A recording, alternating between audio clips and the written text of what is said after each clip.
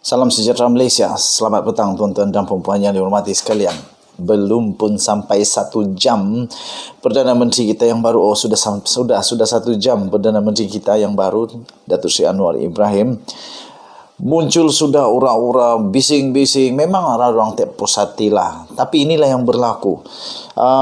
Ada orang tanya, susulan daripada Tan Sri Muhyiddin Yassin sebelum Anwar Ibrahim mengangkat sumpah, iaitu pada pukul 4.59 petang. 4.59 petang, iaitu tidak lama pun sebelum Perdana Menteri Malaysia angkat sumpah, seolah-olah dia mau kata bahawa Anwar Ibrahim tidak sah.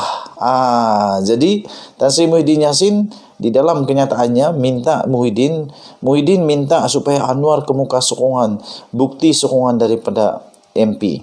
Okey, jadi pengerusi Perikatan Nasional Tan Sri Muhyiddin Yassin pada pukul 4.59 diterbitkan di Malaysia kini ini. Menurut laporan ini kata pengerusi Perikatan Nasional PN Muhyiddin Yassin mencabar Anwar Ibrahim untuk mengemukakan jumlah sokongan yang dimiliki bagi mengabsahkan jumlah yang diperolehi bagi memegang jawatan Perdana Menteri. Pertama sekali, sebelum untuk Datuk Seri Anwar Ibrahim mengeluarkan keabsahan kah, jumlah kah, pertama sekali cermin dulu muka sendiri.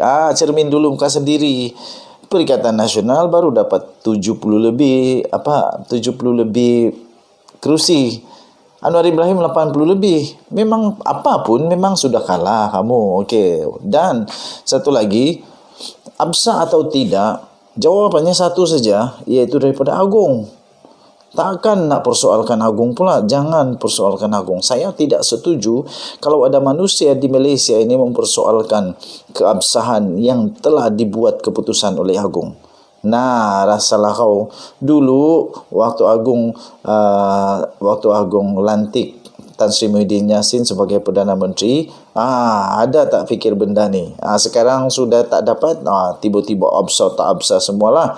Tapi pada pendapat saya, dan saya pun tanya juga kepada kawan-kawan yang peguam, yang ada latar belakang background dengan background law and all that. So mereka kata bahawa keabsahan pelantikan itu 100% bergantung kepada yang mana yang diperkenankan oleh Yang di-Pertuan Agong. Pertama. Kedua, absah atau tidaknya ini bukan saja ditentukan oleh Yang di-Pertuan Agong kali ini.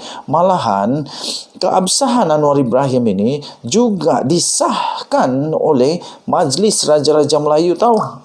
Jadi Majlis Raja-Raja Melayu pun bersetuju mengesahkan untuk melantik Perdana Menteri baru ialah Anwar Ibrahim. Absah macam mana lagi yang kita mau tunggu ni? Tan Sri Muhyiddin Yassin dalam kenyataan itu dia kata pada pukul 10.30 pagi tadi 22 November yang lalu, dia kata Setiausaha Agong PN menghantar satu lagi surat akuan daripada ahli Dewan Rakyat yang memberi kepercayaan kepada saya untuk dilantik sebagai Perdana Menteri, menjadikan jumlah ahli parlimen yang menyokong saya adalah 115, kata Muhyiddin Yassin. Tetapi yang dinyatakan oleh Seri Paduka Baginda Yang di-Pertuan Agong adalah berlainan. Seri Paduka Baginda Yang di-Pertuan Agong nampaknya tidak setuju bahawa ada seramai 115 ini. Kalau memang ada 115, saya rasa Agong tidak akan untuk teragak-agak untuk melantik Tan Sri Muhyiddin Yassin sebagai Perdana Menteri. Tapi oleh kerana Seri Paduka Baginda Yang di-Pertuan Agong kata tak ada majoriti, sebab itu Anwar Ibrahim dan Muhyiddin Yassin kedua-duanya tidak dilantik menjadi Perdana Menteri, sehingga pada hari ini setelah diabsahkan keputusan ini oleh Majlis Raja-Raja Melayu Malaysia dan juga Seri Paduka Baginda Yang di-Pertuan Agong dalam perbincangan khas itu, setelah itu mengumumkan dengan sah bahawa Datuk Seri Anwar Ibrahim adalah Perdana Menteri. Tuan-tuan dan puan-puan, Kata Tan Sri Muhyiddin Yassin, hari ini Istana Negara telah mengeluarkan kenyataan bahawa Anwar yang dikatakan mempunyai sokongan majoriti ahli-ahli Dewan Rakyat akan dilantik sebagai Perdana Menteri. Dia kata, apalagi mau persoalkan kalau sudah Agung yang kasih keluar ini demi kerakyatan. Demi keyakinan rakyat akan keabsahan Anwar sebagai Perdana Menteri, adalah sewajarnya beliau membuktikan bahawa beliau mempunyai sokongan majoriti ahli-ahli Dewan Rakyat, katanya dalam satu sidang media petang tadi. Pada pendapat saya, tidak perlu lagi Anwar untuk kasih keluar keabsahan itu. Sebab kenapa? Agung sendiri sudah buat keputusan. Dan selepas itu, Barisan Nasional pun bersama-sama di dalam kerajaan perpaduan ini. Jadi mereka pun di dalam kenyataan media terbaru Barisan Nasional itu berkata mereka sebulat suara, maksudnya semua sebulat suara telah bersetuju untuk menjunjung titah Agung untuk menyokong kerajaan perpaduan. Yang penting bukan Perikatan Nasional. Apalagi yang tidak dapat terima. Sudah dicakap macam begitu, yang penting bukan Barisan Nasional.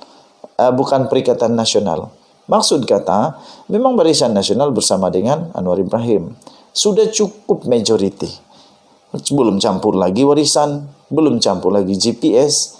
Sudah cukup majoriti, tuan-tuan dan puan-puan. Jadi, pada pendapat saya, seperti juga pendapat kawan-kawan saya yang memang ada background law, ada background undang-undang, pelajaran undang-undang dan sebagainya, saya pun setuju bahawa tidak boleh lagi dipertikaikan keabsahan ini kerana ianya sudah pun dimeterai, sudah pun diperkenankan oleh Seri Paduka Baginda yang di-Pertuan Agong bersama dengan Majlis Raja-Raja Melayu. Jadi, tuan-tuan dan puan-puan, absah macam mana lagi yang kita mau tunggu? Takkan kita mau mempersoalkan pula kuasa daulat daripada yang di-Pertuan Agong. Saya fikir di-Pertuan Agong adalah manusia yang paling terakhir, pertama dan terakhir untuk kita percaya di Malaysia.